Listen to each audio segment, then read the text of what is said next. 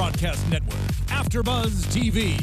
Over 20 million weekly downloads in over 150 countries, and your number one source for after-show entertainment.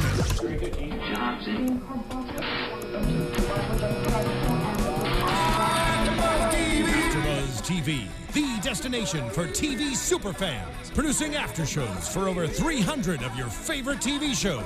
Interviewing celebrities and showrunners. And bringing you behind-the-scenes exclusives. All thanks to E! Entertainment's Maria Menounos, producer Kevin Undergaro, and internet leader Akamai. Now, let the buzz begin! Hello, AfterBuzzers! Yo! Welcome back to AfterBuzz TV. Today we are doing Grey's Anatomy, Season 12, Episode 9, The Sound of Silence. Welcome back. We are back after our hiatus. It's been so long. It's been so long. We were talking before this, and we were having to recap what happened in the mid-season finale 8 years ago. It felt like so long. So long. I think it was actually 10 years. But we're back. There you go. That's all that matters. Back. Not all of us are back. Julie and Tara couldn't join us tonight. Julie is literally in labor, and well, she had her baby. Yeah. Oh yeah. Claire, so she did have. I've got to pull up on Facebook. There you go. Claire. Today, you guys. You can see if you have a magnifying glass on your screen, you can see her little baby. It's beautiful. So congrats to Julie. She literally had her child today. Yes. So congratulations to her. She will not be joining us for a few weeks. Right. And then we'll see. Let her be the new mama once again. But you have us back. I'm your host, Marisa Serafini, joining me, of course. I am Jay Howard. Good to see ya. Excellent. I'm so excited that Grey's is back. I think we all are. You guys were tweeting at us. Real quickly, The Sound of Silence, directed by Denzel Washington. Is this the only one that's... what time is this? Is this the only one that's directed by him, or were there... Yes. Okay. He came for a one-episode special, yes. Do we know why just one episode? Is there a reason? Because he's a one-time dude. It's more so he's awesome. Okay. He's actually good friends with Debbie Allen, who plays Jackson's mother, of course. Okay, right. And so they have a long-time relationship and brought in Denzel Washington. Well, that's cool. So good on you, Denzel. Yeah, thanks for being here, Denzel. Really quickly, what were your overall thoughts of this episode? It was honestly, it was a great episode. It just made me very, very sad. There were multiple points in the episode that still... I had to go in the bathroom and cry just a little bit. It wasn't too bad. But overall, it was very, very good. It was heavy, but it was a very good episode. You were in one bathroom, I was in the other one. Okay, yeah. So, I thought I could hear you. It was, just like Maggie can hear. Yes, exactly. Can hear Karev through the walls. We share the same wall. I really enjoyed this. The directing was phenomenal. The cinematography and the editing was phenomenal. We'll get to it. Yes. But let's just start off. The Sound of Silence. Of course, Meredith is teaching her class again, and she actually comes up with this really interesting saying. In a group setting, statistically, women 77% when they don't speak up in group settings. And then for the women who do, they're more likely to actually get interrupted by a male.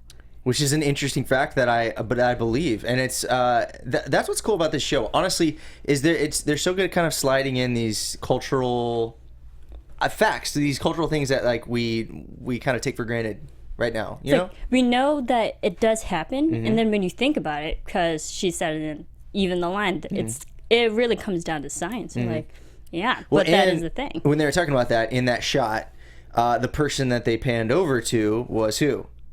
Was Penny. Penny. Which obviously... She tried to speak, and a guy was interrupting her. Yes, absolutely. And the guy should have listened to her. But that does come around, so we'll see. We'll get back to that. There was a reason, so that was a big foreshadowing of what we'll see in this episode. Of course, we start every great episode, and especially coming back after a hiatus, with the trauma. Always. Major pileup on the road. Of course, they're stuck in traffic, and we have... So it's Meredith, Karev, and Maggie. Stuck in Maggie. They're stuck in traffic, and of course they come across the pile up, and they just first of all, real quick, they just hop out. They hop out and leave their $60,000 car just on the road. But that's doctors. That's fine. They were doing their job. Yeah, they were doing their job. So everyone's at the hospital, and I love just how they threw the whole audience back into the chaos of what is Grey's Anatomy. 30 seconds in, you're freaking in it. You are in it. And then, so they refer back to this in the episode. The whole later in the episode, the whole hospital is going crazy, right? There's people are, I don't know, per usual, right? Yeah. And they give what was it? It was Amelia, right? Amelia. That they give her the option of, we've got this patient going on here, and then we've got Meredith going in here with this patient, and she chooses not to go with Meredith. Yeah, I mean, if you remember the previous episode, the one that we ended on the break, that Amelia moved out because Meredith pretty much kicked her out. There was a whole blow up, so things are still not good between those two. Right. So Meredith's patient is Lou. He seemed like the nicest Lou guy. seemed like my boy. He seemed like a good guy. Did you expect a character such as Lou in such a small amount of time that he had on screen for just speaking? Did you ever expect him to be the patient that would attack Meredith? I knew something was going to happen. Well, first of all, I knew something was going to happen because, we're on the West Coast, so it airs on the East Coast first. So sometimes you look on Twitter and you're like, media, okay, man. Something's going on. Something is gone awry. And so I knew something was going to happen. And then obviously with all the previews. But right, of course. The real thing that got me that I was like, okay, something is about to go down is it was quiet for like 5 minutes. Yeah, and you just hear like, a long amount of time. Like typing and like, messing with this stuff and like everything is real quiet. And I was like, it's too quiet. It's like a thriller / It's too freaking quiet. Horror. Right. Because especially everybody leaves. One by one, everyone leaves. I was like, don't leave. Don't do this. And they leave Meredith alone, conveniently timed. And I think this is a testament to the directing. Thank you, Denzel. Thanks, Denzel. The way that they shot it, and the way that Lou slowly got up, it was behind him. You see his finger twitch and stuff? See his finger twitch. That's good. And he's slowly getting up behind Meredith. She can't see or hear that he's moving behind her. It was literally someone's going to attack her. I know. We, the audience, know what's happening. We're like, Meredith, just turn around. And sure enough, he was actually in a... I might butcher this term. I'm sorry. Oh, this is going to be entertaining. Medical people. Yeah, go for it. Post-stick. So you got it. Just go for it.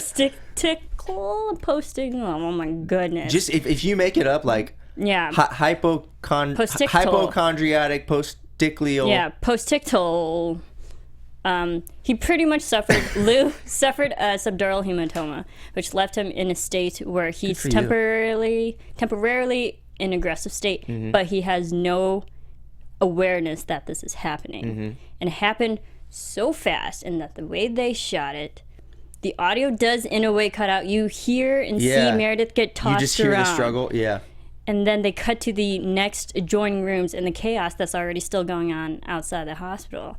I thought this was brilliant. And you know what's cool? And this is just Denzel. And Denzel, I mean, come on, it wouldn't shock me. But it's like what was so cool about this scene, from a takeaway from the storyline for a second, more the directing and cinematography of it, was you see the results of the brutality, a couple of minutes after the attack, but they don't show all of the brutality, which I thought was genius, because there's a side that's like that you might say, hey, that's a little bit too much to show the brutality of that attack. But then there's like the other piece of it is like, when you see the aftermath of it, your imagination kind of goes wild of like, man, what freaking happened in that room, And genius. I think what was more scary is that this was a human to human type of an attack. Yeah, that's true. That this was literally one of the nicest guys that we, the audience, only saw for 2 minutes. He seemed like the most unseemly guy to do this to Meredith.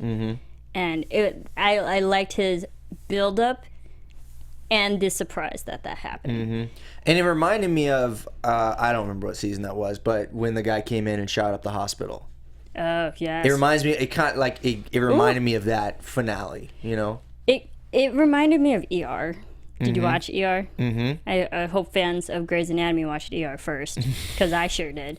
I don't know if you remember the season where Dr. John Carter and his intern Lucy, they were attacked by a patient. Okay. And so this is a common thing. Yes. Okay. And the patient was suffering from schizophrenia, but he attacked them from behind. Okay. And it was later on where the other hospital staff members found them in the same situation that we find everyone's banding together and eventually find Meredith. But what did you think of the editing and how they showed, because Meredith loses sound, right? The audience loses sound, right?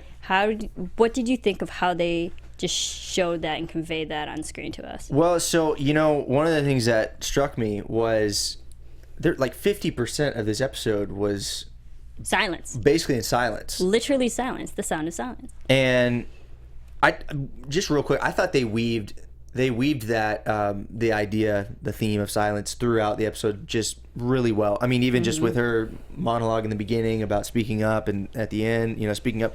And but it struck me that 50% of the episode was in silence, and you're still in it the whole time. You still feel the emotion the whole time. You don't check out as a viewer. Yeah. That's why, and I think that's the magic of Denzel. I like Sean is good, but it's like Denzel. No, come on, it was, and I think it was also just the testament of everybody's acting, mostly Ellen Pompeo, because it was her. It was her storyline, but again with the cinematography, it was a lot of close-ups, a lot of close-up on the fingers, the eyes. The audience got to see the physical interaction of what she's feeling, like the pain and struggle she's going through, and you can just see the agony, and you can hear the anguish in all of her screams. They had to pop her jaw. I know. That, for me, that personally is the worst, only because I personally suffer from TMJ, which is temporomandibular joint syndrome. Right. Which literally... You're killing it with pronouncing all these medical terms, by the way. I'm really proud of you. Thank you for being here tonight, because I wouldn't be able to do that. I mean, thank you for that. Hopefully that makes up for the postictal before. But TMJ, which pretty much comes down to lockjaw. I know what lockjaw feels like, and I know the agony it is when the jaw actually pops. It does sound that brutal, and it hurts like hell. I mean, I feel like I'm pretty sure everybody had like this is the reaction I had, and I feel like it's everybody's reaction. You're just like, you're trying to get farther and farther away from the TV. You're like, please, just And they built it up too. Right. Even the doctors is like, you're gonna have to open up her jaw, because she can't breathe. You have to tube her. You have to intubate her. Meredith. And they're like, it's gonna hurt like hell. I was like, yeah. Like, and her acting, her acting with the pain. There was one specific in my notes here, where she's laying in the bed. It's kind of after they save her life and she's stable, and it's that shot of her just like laying in the bed and she's just crying. I was like, man, she's killing it with just acting out that unique pain. What do we think of Krev during that painful moment? I think that in that moment, and then even more specifically to jump towards the end of the episode, I think that they're trying to show the importance of his relationship with Meredith, even more so than his relationship with Joe. You know what I'm saying? Yeah. I feel like it's even starting to say like, hey, this is a more important relationship within this family of doctors than this one over here is. Yeah, and I think it also, if you go back to just the previous episode, the last one we just saw, that every time Joe was yelling with Krev, it was always about, you're always there for Meredith, you're never there for me. Yeah. And then we see this relationship between Meredith and Krev. They've been together literally since the beginning of the show. We've had years to see them develop, and it's a true friendship. Is there any chance it turns into something more than a friendship? No, I don't think agree. so. Yeah, no. I don't think so. I think it's past the point where it's like, if they like did get romantic with each other, I wouldn't like it. Because I love their friendship so much, more than what could be more than a romance. Yep. So it did come back to this is a very important relationship, not only because out of loyalty and respect, is more so to help save each other. Yeah. And they really touched upon that. Yeah, they're good at creating need within that relationship. Like, they truly need each other on a friendship, like, foundational human companion level. It's just, you know what I mean? Versus just the romantic level. Yeah. Which is cool. I appreciate that. Which I think everyone needs. Everyone should have that. It's not as dramatic, but at least one or two best friends that can just go through all your crap together. I would pop your jaw for you if you needed me to. Thank you. That's so sweet. Just to let you know. And I had the same for you. Okay. I know the pain, so I would also hold your hand during that. Well, thank you. Yeah. All right, let's get back to the recovery during Meredith. Yep. So, the doctors find her, and I love the editing where it's like quick flashes. You still can't hear anything. You hear the garbled sounds of just, it sounds like a metallic room tone, which I think is a great sound effect.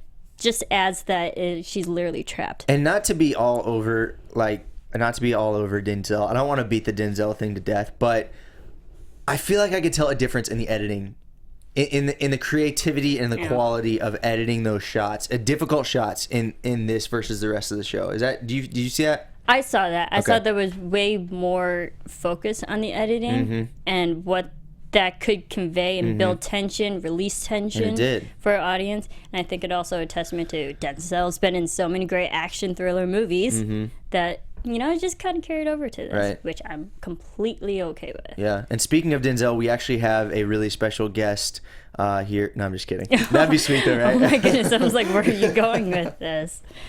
That would be awesome. Yes. If you want to come on, Denzel, you can have my seat. So, yeah, during the recovery, the audience slowly learns like what exactly happened to Meredith, what exactly her injuries were. And I think it was interesting how they, through the charts, we, the audience, actually see. She had a broken knee. She had... You're talking about when she wanted to see them? Yeah, when Meredith is in her recovery bed, she wanted to see her own charts. Because the audience still didn't really know all the injuries. Would you have showed her, if you were Penny, would you have showed her the charts? You would have? Yeah. Meredith was at this point in the episode, she was at a stable position. She can now... Well, yeah, she couldn't hear yet, but she's she's aware, she's moving around, she's stable. And at this point, the audience knows that weeks have passed. Right. So being a doctor, especially Meredith, you can handle just give her freaking You can handle charts. it. I saw the last one was her brain. There was nothing wrong with her brain, right, at that point? And it was to the point where there were so many injuries to her. We saw the first three very clearly, and then they just kept scanning. And we're like, okay, the audience understands. She got injured badly and everywhere. Right. Everywhere. But it was simple enough to understand that this was a serious attack on her. And during this, what do we think of Penny? Because later on, Meredith's still recovering. She wants to see her kids. And unfortunately, that was not the best visit. It's been weeks. At this point, it's now been a month. And she tries to see the kids and Zola doesn't want to. I couldn't handle that part. That was so sad. That was so sad when they're... Her kids walk in and they don't want to see her, and then she has the panic attack and she's weak. I'm like, oh my gosh, I can't handle this. This is like making me cry. And I know we rag on Penny a lot. Yeah. So far, since in the episode she's been with us so far, where there's always one thing like she totally redeemed herself. She redeemed herself in this episode. Good job, Penny. We're proud of you. I was like, hats off to you. I rooted for her in this moment. I was like, yes, that is what being a good doctor should do. When you realize something's happening, you do what you think is best for the patient, right? Whether it goes against medical standards. I mean, it varies from case to case, but in this, for dramatic sense, it was best to cut those wire jaws. Ooh, that was even painful to watch because Meredith couldn't breathe. She had to. I feel like, I don't know if I'm smart enough to connect all the dots, but I feel like there's like a lot going on there with you know, Penny, who is the woman who didn't speak up and didn't open her mouth, and then she is the one who in this moment does speak up against what Jackson tells her to do. Jackson. And she opens Meredith's mouth literally. You know what I mean? It's like I said, I'm not smart enough to figure out connect all the dots of the meaningfulness of that, but I feel like there's a lot there that like the woman who did not open her mouth is figuratively is now opening her Meredith's now mouth, speaking literally. up. Yeah. And then again, that was what the beginning set up for. If especially being a woman, if you don't speak up, you will get walked over. But Penny did speak up. She yelled to the point where like Jackson actually listened to her, and good for her. I applaud her for that. Yay feminism, but yay just the literal sense of actually speaking up for what you think is right. Amazing.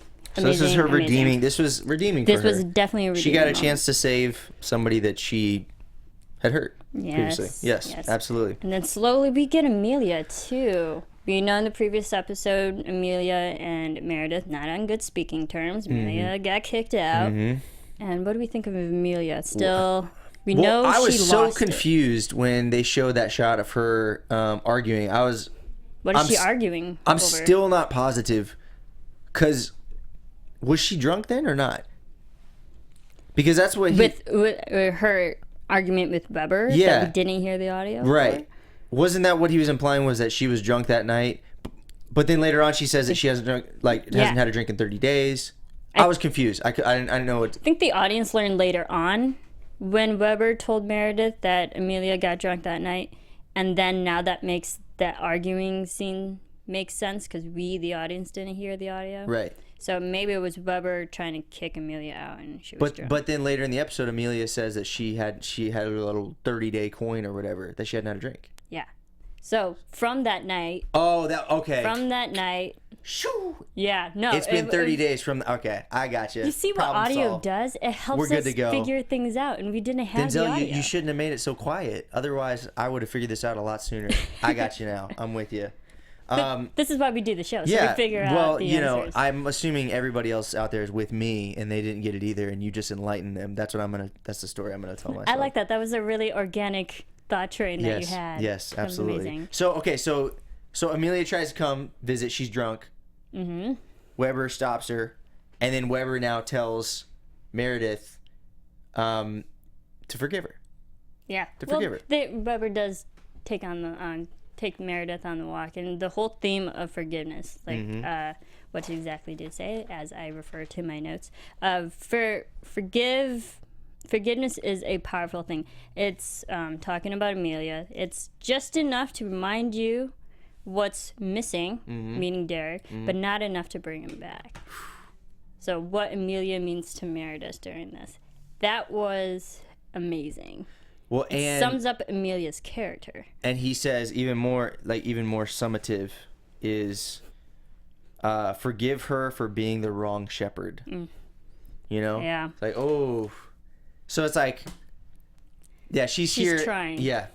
She reminds Meredith of Derek. Which helps Meredith, but anyway. She's not Derek. So it hurts Meredith too. So it's like this love hate thing. Yeah, absolutely. It's like we understand why you're upset, but you can't hate her for that. And then also, but I loved how he ties it back to Penny too. It's like, just like you can't forgive Amelia, you have to also just forgive Penny for she was in a terrible situation that affected Derek. And so it's like let go and forgive. Right. Yeah. So again, do you think that caps the whole Penny Meredith issue that goes on between those two? It feels like that saga is coming to an end. I don't think it's over with Amelia. No, and I don't think it's 100% over with Penny, but I feel like it's starting. I feel like it's almost finished. Their plot line. Yeah, because I'm trying to recall, because there was so little dialogue from Meredith during this episode. She hasn't really spoken to Penny yet. Right. Penny's spoken to her, but the only really speaking things that Meredith has had has been with Amelia and Karev. Not with Penny. So I think that episode, or like that scene, full resolve with Penny will come in later episodes. And in the next episode, jumping forward a little bit, in the next episode, she's doing some like therapy and stuff, right? That's what they showed. So like maybe it'll come out there too. Physical, mental therapy. Right. So maybe that'll help wrap it up. Yeah, I hope that does come to an end. But we end with Penny's character in this episode. It ended for her on a positive note. Yeah. Which love it. But also in the midst of this, there's the one quick scene with Jackson and April. Yeah, they drop a freaking A-bomb and then just leave it. What? So Jackson serves the papers, divorce papers, to April. Were you surprised? One, were you surprised? Two, did you see this coming? Or which, kind of goes hand in hand. I don't even know. Did you think it was going to be Jackson who served the papers? I'm trying to think. We did a prediction on this once. But I feel like we've done multiple, and I feel like I've probably gone back and forth, so I'm trying to figure out what's the most consistent place I've been. I think I remember myself saying that Jackson's the one that will serve the papers. And sure enough, he did. Oh! It's the end of April. Is it? Is it? I hope not. Are they going to reconcile? Oh, it's... I don't know. I feel like difficult. since they dropped it so quickly, like in this episode, they just dropped the, oh, you served the papers and boom, that was it. And you're like, freaking, hey, what in the world? It was so quick too. You're like, what? And the audience never went back to them to figure out what more is to come. It feels like there's a lot more to go. Oh yeah, for sure. But again, this was Meredith's episode. This wasn't Jackson April's That's true. episode. This was all about Meredith. Yeah. And what's interesting? But they did drop that. They said at the beginning of season 12 that this season was going to be a lot about like developing Meredith as a person, as a character, kind of like independently. Yeah. So without a love interest, without Well, she is without people, like without Derek, because the whole time Derek has always been in her life, as we, the audience, have seen Meredith. Derek has always been there, and so it feels like there was someone else there to help support her, but to completely really be on her own. I think it's a great, fascinating journey that the audience is seeing. Absolutely. All right. So she pretty much recovers. I love how that her whole recovery, from the attack to recovery, physical recovery, it was all within an hour. Yeah. So I mean, something like this could happen within 3 episodes. I wasn't really I wasn't really expecting it when she was like laughing with Karev. And he's like, you can hear now. I fully expected that she was like faking it, to like make him feel better or something. I don't know. I was like, she's not healing that fast, but she's got superpowers. And I think this goes to the editing as well. I loved that when you hear the audio go from like garbled room tone to slowly raising the audio level, going up. We're hearing Karev's audio. We're hearing Karev's voice. So is Meredith. So is the audience is hearing everything. It's just brilliant. Yeah. Audio. It's like filmmaking. And he was correct me if I'm wrong, the first voice she heard too. Yes, which like is symbolic, probably, right? And it was still low, but it was enough that we could hear. Then the fact that she's healing. Apparently, her right ear was fully returned, and her left ear 55%. 55%. I don't know why I remember that so specifically. But on the way up, she's on the up and up for this, but she'll get better. But she still couldn't talk for the longest time. 6 weeks without talking. But that's good for her. She needs to listen. Really good. She needs to listen. She does need to listen. She needs to take that time to actually physically heal. A locked jaw hurts like hell. Does it? Yeah. I've never had it. Oh, it's horrible. Now, I haven't had a lockjaw in like the extreme case that she had in this episode. But when you have a lockjaw, you can't talk. Well, you can hardly. It's more the mumbling that when she was trying to yell at Zola to see her mommy. Right. It's like that. It's really bad. My offer still stands. If something happens to your jaw, I'm good to go. Forewarning to everyone: just take a lot of ibuprofen. All right. So it ends with Meredith and Amelia talking about their relationship. Yes, the 30-day coin. Amelia, we understand Amelia. I do feel for her. A lot of people rag on her and whatnot. I feel. What do you I feel say every for her? episode. I feel the struggle that her worst demon is herself. She's really her own monster. And she's realized that too, that she got drunk, but the way that she tries to stay sober is she acts out. And I would actually take that over something that's more physically harming and mentally harming to her than acting out towards other people in that sense. Like, it's on surface level that seems minimal, but when you get drunk and take drugs or pills and whatnot, to the extreme level that she can physically harm herself, like, I would take the first. And what do you think about the fact that they discuss their relationship and they leave it by both saying, like, I'm not ready to forgive yet, and they both just kind of say, yeah, me neither, and they walk away? I love this because Weber says you have to forgive her, but Meredith saying that I'm not ready to forgive you yet, right? There's hope. Tells the audience that it may not be this episode, but later down the line, there will be a moment, another touching scene between those two where they will come to terms with each other. They will be. There's hope. Yes, there's so hope. Say. Yes, there's hope. There's hope. So, and at the very end, we have a touching scene. I guess this might have been before the Amelia thing, but we'll call it the very end to wrap up the storyline. she meets with Lou. She meets with Lou. Like, and so his good. family. And I love Lou because shout out to the actor who portrayed him. I tried looking up his name. He was fantastic. He seemed so genuine. Yeah. And seeing his family was so composed, and you can just tell that this is not an angry, dangerous man. This is, you can tell, especially the way they built him up, he had no control of his actions. You feel bad for him. He felt sincerely Lou, it's okay. Devastated. If you're watching this, Lou, it's okay. It wasn't your fault. And he apologizes. He would never, ever hurt a woman. Nope.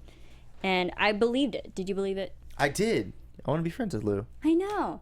And I loved what Meredith, all she did was hold his hand. That's all she could do. It's touching. Because at that point she couldn't talk. Because at the point she still couldn't talk. Yep. But it was enough, just the hand holding. It was enough that there was forgiveness there. Yep. Again, the overall theme of this episode was forgiveness. Right. I loved it. And to the last scene, Meredith at home with Karev. Like I said, I think where they're gonna take both of their relationships is pushing the idea that their relationship is gonna take precedence over his relationship with Joe and any other romantic interest that might come from Meredith. I think that's the point. I think they're investing in that relationship even further than they already have. Well, and I think they have to because the audience loves their relationship so much. Christina's gone, Derek's gone, and even Lizzie's gone. So who else is, and George? Oh my gosh, I'm going like way back to the original season, the original 5. So I love that this is the one lasting relationship, but the audience loves it so much that we don't want this to break up. If those two break up in friendship, the show is over. Basically, the show is over. That's like the apocalypse. I mean, I know we're on Grey's season Anatomy 12. apocalypse. The show would be over. How many more seasons have they said they're gonna do? Do we know? We still don't know yet. It's up in there. What do you think? Give me your opinion, your expert opinion. I think they could go 2 more seasons. I feel like they could go even more than that. Really? It's a juggernaut. People love it. I know. We still watch it. I think that's the power of Shonda Rhimes. She can just keep it going. I think they're gunning for ER's record of 15 seasons. Oof. And then Grey's Anatomy for... Yeah. Grey's Anatomy is at 12. They could go 3 more if they really wanted to. Easily. But we'll take it one season at a time, one episode at a time. I love this episode. It was good. I loved it so much. I'm looking at our hashtag. And we've had some good people talking on our hashtag. So Sav said, which is Savannah you have a bunch of numbers after your name.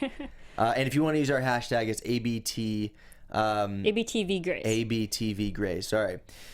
She said that in one of the Grace episodes coming up, they've said that they're going to go back into what happened with Jackson and April. Oh, so okay. I would assume that's probably coming soon because we're gonna have to get some. They can't serve divorce papers and not they'll answer go into that. It.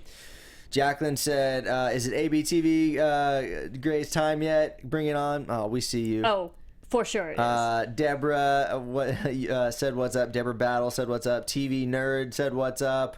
Thank you, Jacqueline, who tweeted us early this morning. Yeah, showing her excitement to for let Grace. us know what was up. I know we've had a lot of good people tweeting at us, telling us they're excited. Yeah, you all are amazing. Yes. So amazing episode. Let's. I have a little bit of news. Okay, actually. give it to us.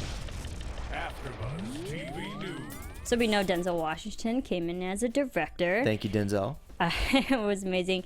And for when he came in to direct this episode, the cast were actually pretty starstruck with him. Which is crazy because you think about Grey's Anatomy cast, like that's, as far as TV goes, that's like pretty big deal cast. And Denzel comes in there.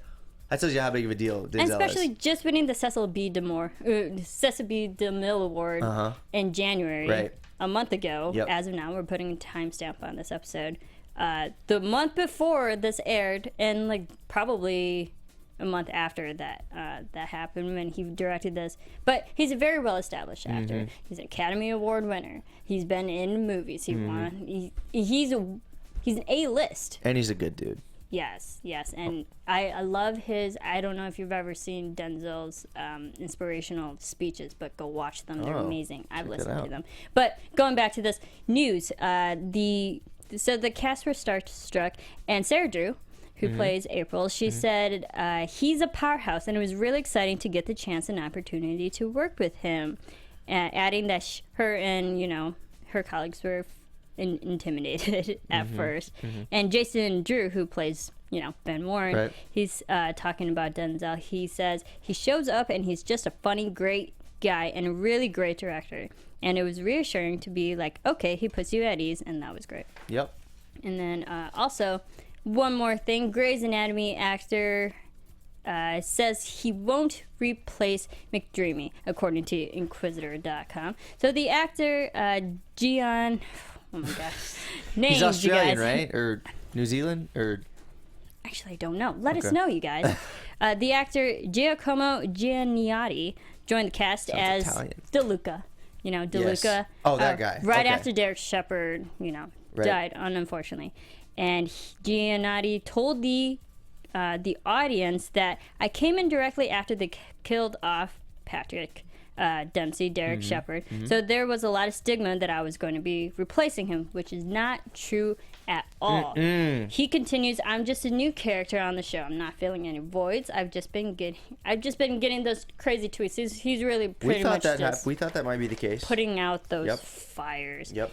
And then of course we see Meredith attacked in this episode, and this it's not really a spoiler alert, but the audience is going to, because we saw it in the previews, that the effects of this attack on Meredith are actually going to be long term. So the audience will see Meredith just like physically struggling and the recuperating state of this. Yes.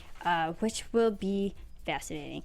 Again, it reminds me of ER, because John Carter, when he was stabbed, that was a long-term effect on him because he got stabbed in the kidney, so that affected him just in his everyday You've life. thought this all out. I did. You've thought this all It out. reminded me of ER, but which I loved. I loved Yes. it. All right, so let's get to predictions. Predictions. And now, your AfterBuzz TV predictions. All right, so many things that they quickly built up. And I felt like we kind of brushed over them a little bit. What do you think is going to happen with April? What do you think is going to happen with Meredith? Do you think there'll be any big, more traumatic episodes like this? Well, yes, I do. Yes, I don't know yes, what they'll be, yes. but probably something big will happen, I'm assuming. Jackson and April. I'm gonna say they survive the season together. I'm gonna say they survive it somehow, some way. Love holds on. I don't know. What do you think? You agree? I love No? that. I love Okay. that. Because if you think about it, it's only in the middle of the season. We Yeah. still have another good Yep. 10 more episodes to get through. A lot happens in 10 episodes. Right. Yes. So they survive the papers season. are served now, but that doesn't mean she'll sign them, or Right. both of them will sign them. Right. Absolutely. Did she say divorce? Maybe it was different papers. You never know what kind of Those papers they were. She got served. I'm trying to be She hopeful. got I'm trying to hold served. on to something here. All right. And then, Amelia, do you think eventually, maybe not next episode, but when do you think Amelia and Meredith will come to terms?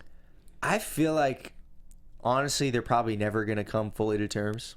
Yeah. I think that Derek was so deep into her being, into her life, and who she was built so deeply into her that they're never going to be able to fully just resolve it all. You know what I mean? Yeah, so much. I think Amelia, love her, I feel for her. She needs to maybe take just a break from the hospital, a break from Meredith. And I mean, granted, it's been 6 weeks that has passed, quote unquote. But I think maybe she just needs to like go away for a vacation, collect herself, come back with a different view on life, and then hopefully she gets over herself. But also, maybe we didn't really talk about this. Amelia and Owen aren't dating anymore. They're not seeing each other. Oh, that's true. God, they didn't even. Yeah. Okay, well, I guess that's next episode. They're not talking, apparently. So that's what I have in my notes. Not talking. So what do you think this will do to Owen? Oh my gosh, I don't even know. I haven't even thought about that. I'm like too stressed for everything else. So much. A lot happened. Well, and then they've got the whole thing with Owen and his mom. It's like, And Riggs. Fortunately, we didn't get Riggs this episode, Right. so we still have that he was portion. He was non-existent. MIA. Non-existent. Okay. No, I don't know. Maybe next episode we'll get Riggs. Fair enough. Yes, maybe so. Storyline, maybe because Owen has a sister, and still no one knows what happened. They just leave that be. All right. We'll leave that be, and we'll leave it there. Thank you, everyone, for listening. Again, shout us out on Twitter we're at AfterBuzz TV. And then, what's your Twitter? Where can everyone follow you? Yeah, you can follow me on all things social media, JF Howard. Excellent. And you can follow me on Twitter at Serafini TV. Use the hashtag ABTVGrays because you guys love it. Why not? And please keep rating, keep subscribing, commenting, downloading, all those fun things at AfterBuzz TV. Leave a review and we'll read and shout you guys out too. Of course. So show some love. Julie and Tara will be back eventually. Tara will be back next week. Julie, congratulations to her. This was a great episode. Yes. I'm so excited for the second part of this season. See you next week. Thank you, everyone. From executive producers Maria Menounos, Kevin Undergaro, Phil Svitek, and the entire AfterBuzz TV staff, we would like to thank you for listening to the AfterBuzz TV network. To watch or listen to other after shows and post comments or questions, be sure to visit AfterBuzzTV.com. I'm Sir Richard Wentworth, and this has been a presentation of AfterBuzz TV. Buzz you later. The views expressed herein are those of the hosts only and do not necessarily reflect the views of AfterBuzz TV or its owners or principals.